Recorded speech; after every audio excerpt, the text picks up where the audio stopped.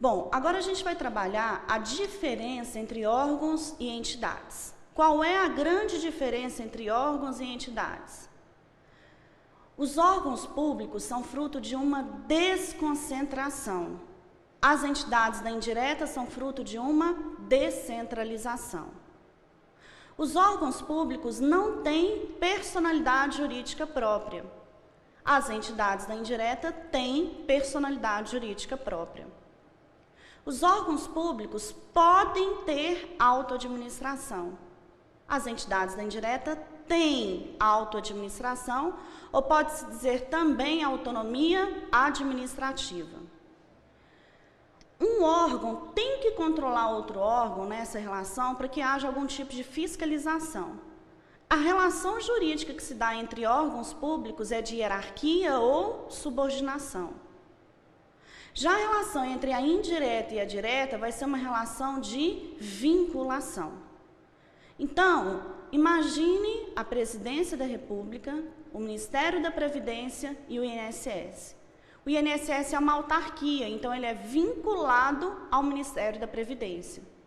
O Ministério da Previdência é órgão, então ele é subordinado à Presidência da República. Daí que entre órgãos existe o que se chama controle hierárquico ou ilimitado. Entre uma entidade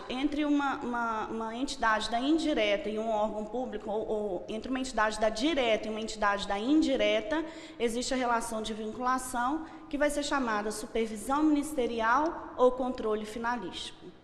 Vamos ver um outro exemplo. Presidência da República, Ministério das Comunicações e Anatel. A Anatel é uma autarquia, ela tem personalidade jurídica própria. Ela é fiscalizada pelo Ministério das Comunicações. O Ministério das Comunicações é órgão, não tem vida própria. Então, ele é subordinado à Presidência da República.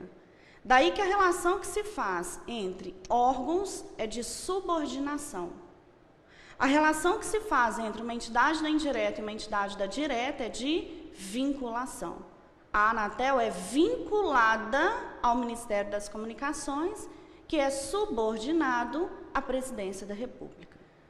Bom, é importante salientar que, segundo a professora Di Pietro, nós temos aí mais uma subdivisão da descentralização administrativa. Então, como eu já disse, a descentralização ela pode ser política e ela pode ser administrativa. A descentralização política, a divisão entre entidades políticas, é o federalismo.